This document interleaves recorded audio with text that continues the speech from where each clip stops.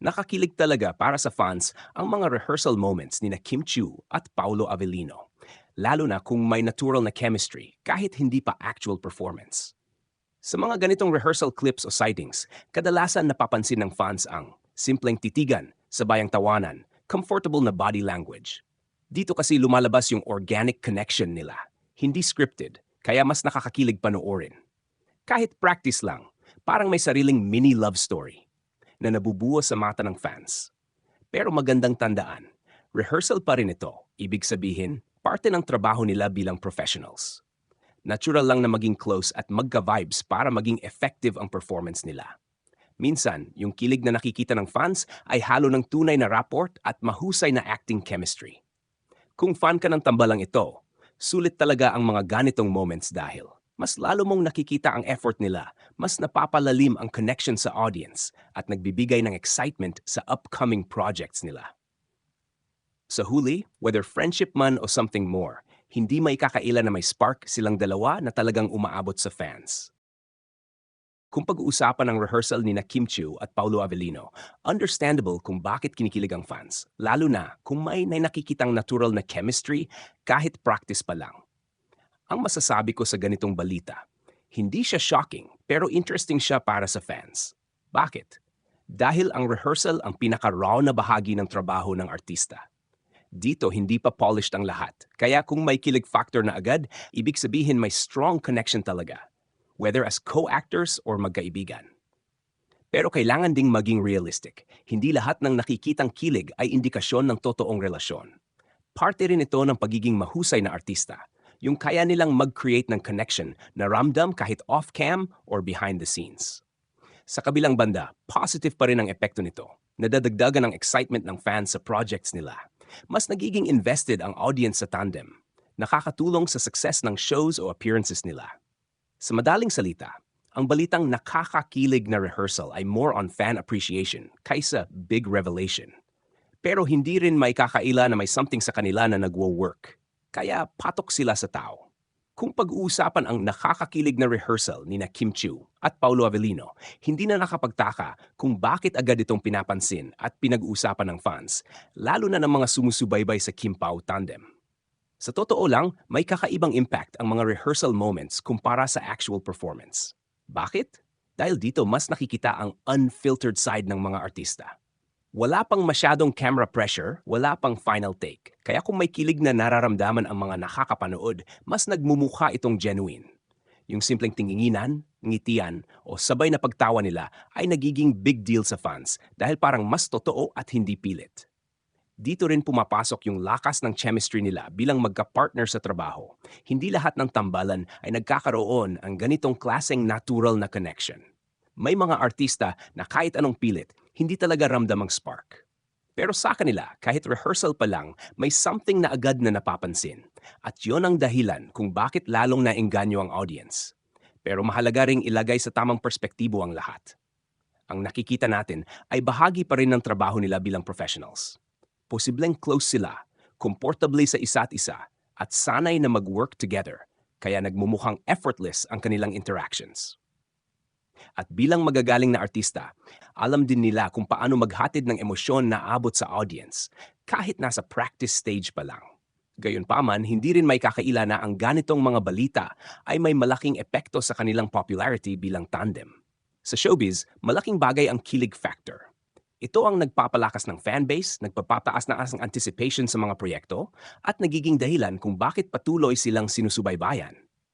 Sa bawat rehearsal clip o leaked moment na nagva-viral, mas lalo pang lumalalim ang investment ng fans sa kanila. Sa kabilang banda, may konting downside rin ito.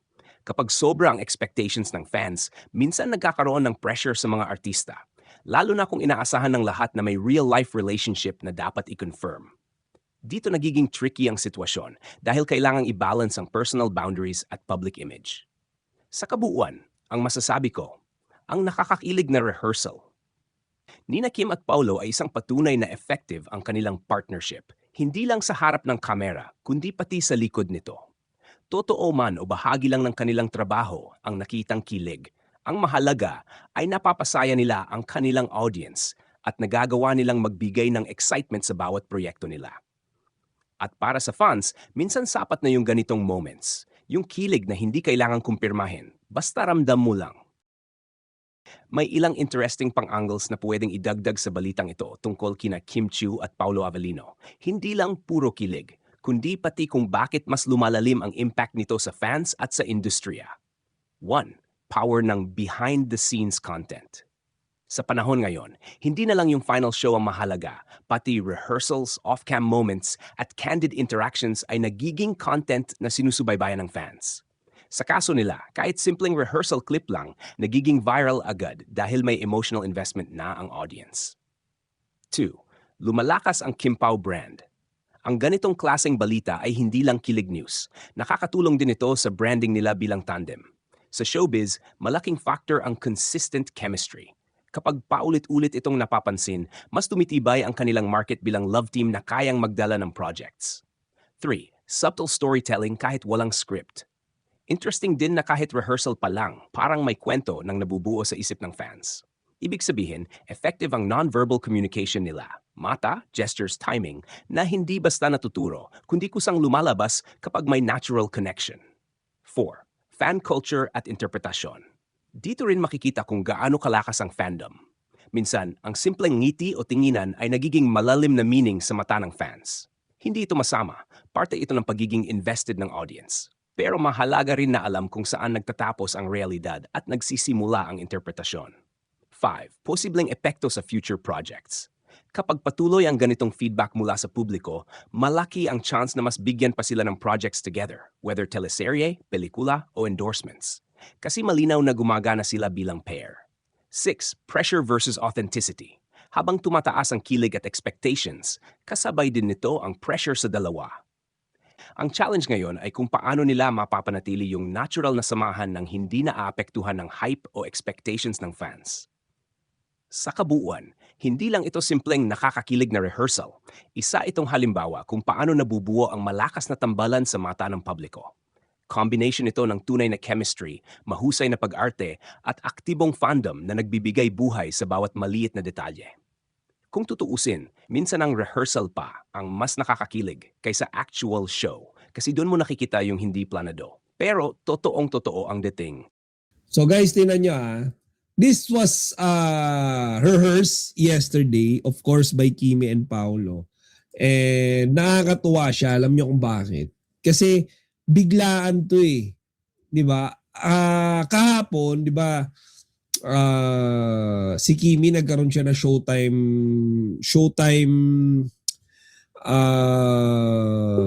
birthday celebration, 'di ba? And si Paolo, 'di ba, merong video kung saan makikita natin si Paolo na nandun siya sa dressing room.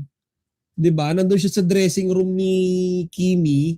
And I think yun yung time na sinundo siya, 'di ba, ni Pau, dahil magre-rehearse sila. Yung parang nakatuxedo si Pau noon eh.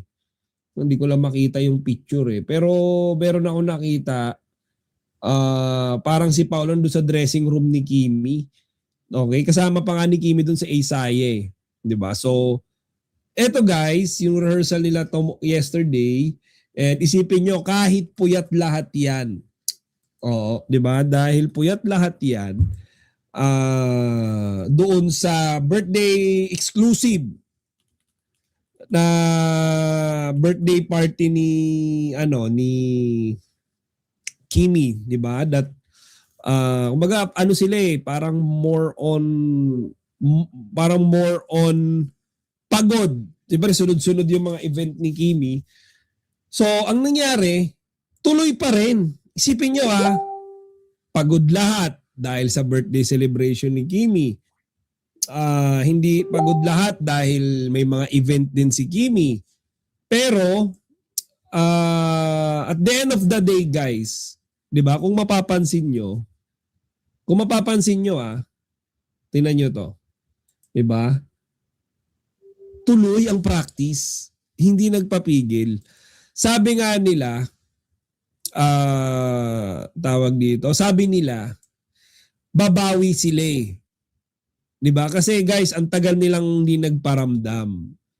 Ang tagal nilang hindi nagpakita sa radar. Diyos ko, yung mga Kim Pao fans halos mabaliw na. Pero here they are, full effort, 'di ba? Binubuhos yung time, kahit pagod, kahit puyat, pinaghahandaan nila tayo, yung mga fans. 'Di ba? Oh, ayan na. Kahapon nga last rehearsal nila, sweet ng Kim Pao sa rehearsal. Good evening, Chika Patrol. Buti naka-live ako ngayon. Nagkaroon, ayun na naman si Madam Eva, guys. Basta all cap, si Madam Eva lang yan, ha? Ayan, good evening, Chika Patrol. Buti naka-live ako ngayon. Nagkaroon kasi ng bisita galing Batangas. Kaya kailangang asikasuhin dito kasi kami sa Tanay Rizal. Okay, nako Madam Eva, ha? Siguro nung talagang hindi ka naman galit, ha, Madam Eva. Sige, tatakot ako sa'yo pag nagtatype ka. Joke lang. Yung worries natin, pinalitan ng madaming ayuda. Resibo, ayuda, alam niyo, sunod-sunod na mga pasabog, di ba? Mga birthday ni Kimi. Alam niyo yun, guys. Daming mga para tayong tawag dito. Parang bata na binibigyan ay pinapakitaan ng candy pero ayaw isubo. Diba? Alam niyo yung ganun feeling, guys. So, para tayong ganun eh. Good evening, Sir Chika. Sobrang saya palagi kasi laging may ayuda sa Kim Pao. Ingat lagi, Chika Patrol. God bless. Good evening, Chika Patrol. Buti nakahabol sa live mo ngayon. Hello, Chika Patrol. Daming blessings for them but this time very real na eh. Daming paayuda pa, overkilling match. Kim Pao na nga tayo always. Morning po from Ohio, Madam Jeannie Baby. Okay, yan si Madam Lichi, si Madam Vivian, Elizabeth Andrino, ang daing ayuda Kim Pao. At today at kahapon pa, Evelyn Bronda. Good evening, Vika. Vika Patro. Good evening, Vika Patro from Iloilo. I'm so happy to watch Kim Paolo for their rehearsal. God bless na lang Kim Pao. So, sila na ba? Kailangan pa bang tanungin yan? You don't know. Kailangan pa bang tanungin yan? Di ba? Nakikita naman na eh. Hindi na kailangan sabihin yan eh. Di ba? Hindi na kailangan tanong yan eh. What you see, yun na yung sagot. Diba? Nakakaingit Kim Pao na ito. Super kilig. Madam Ray Kayagi, good evening. Ayan. Konbanwa, hi nakakaw-google, good evening. Malapit na magamit ha, yung diamond ticket ni Madam Hi nakakaw-google. Diyos ko po. So, ito pa guys, another video nung kanilang rehearsal. So, ayan guys, tinan nyo naman ang ating. Nag-iikutan na eh. Alam nyo guys, para silang yung mga isda ko na sinasayawan. Kasi guys, yung mga isda ko, mga paninda ko, kapag sila magbi-breed na, sinasayawan nila yung isa't isa. Parang nag-iikutan sila sa isa't isa. Parang si Kimi tsaka si Paolo yun. Ayan nag-iikutan na eh. Parang nagbi-breed na, ready for breeding na eh. Ganun sa isda eh. Diba? So, ayan guys Grabe no. Guys, ano kaya gagawin nila? Nakakaingit naman yung mga makakapunta sa Love Kim Pao. Sana ako din. Ayun sana ako din makapunta. Eto si Kimi. Ayan, mukhang merong dance number si Kimi rito. And Paolo Abilino as well, dance number naman. So may kakanta si Paolo and si Kimi is sasayaw. And then this one, ito nga yung para silang nag-iikutan. Parang yung tema nung nila medyo hindi wild. Alam mo yun, parang chill lang. Di ba yung nakita mo yung dance move nila, parang dahan-dahan lang. And then, ito guys, napansin ko rin to ha. Napansin nyo ba yung yung sapatos ng magjowa guys? Napansin nyo ba? Sino nakapansin sa mga sapatos nila? Uy, Queen Catherine, thank you sa pagpapalike ha. Kaya love na love kita eh. Thank you ha. Ayan. Baka bukas sa flight nila kasi 22 na bukas eh. Most likely bukas na yan. So anong ibig mong sabihin, kachika? Ano ba ibig ko sabihin, Madam Jangdi? Hindi ko rin alam eh. Ayan. Obvious naman, sir. Actually, ayan. So napansin nyo ba guys yung meron sa shoes nila? Napansin nyo ba? Guys, twinning yan. Hindi yan basta-basta shoes because twinning yan. Ayan o. Nakita nyo guys, sapatos pa lang tsaka yung parang pants, 'di ba?